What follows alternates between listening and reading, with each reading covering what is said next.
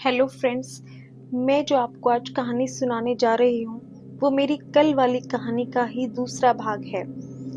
गाड़ी में बैठने के बाद प्रियंका को कुछ अजीब सा लगता है।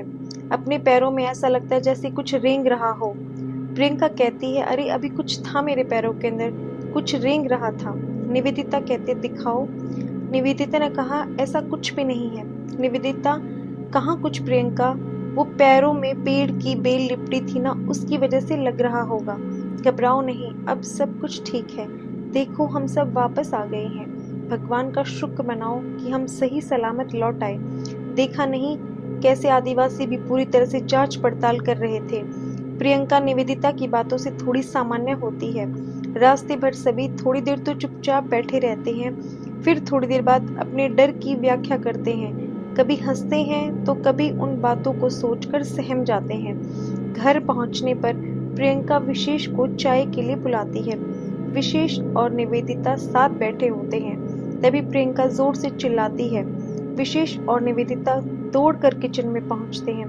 वहां देखते हैं कि प्रियंका अपने पैरों को पकड़कर जोर से रो रही है। निवेदिता ने कहा, क्या हुआ प्रियंका?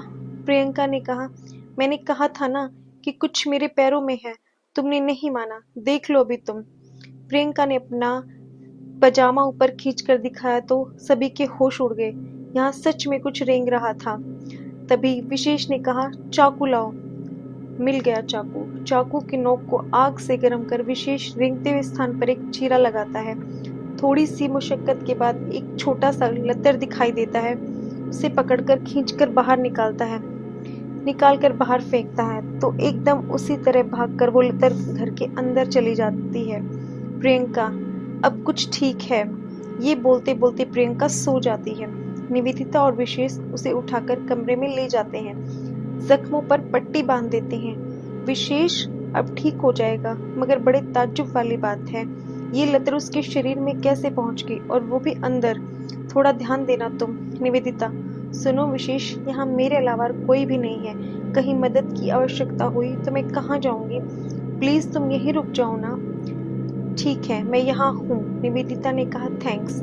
कुछ देर बाद करते करते दोनों की कमरे से फिर प्रियंका की रोने की आवाज आने लगती है।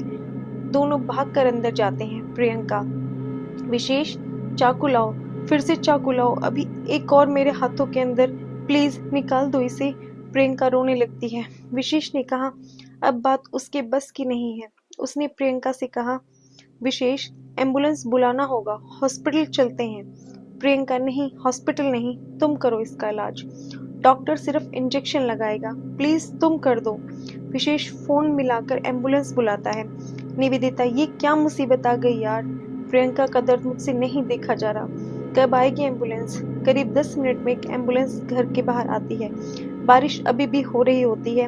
निवेदिता और विशेष प्रियंका के कमरे में जाते हैं और अंदर का नजारा देखकर दंग रह जाते हैं। फिर डॉक्टर को कहते हैं, आपने ठीक कहा था, इनके पूरे शरीर में पेड़ की लतर ही लतर थी।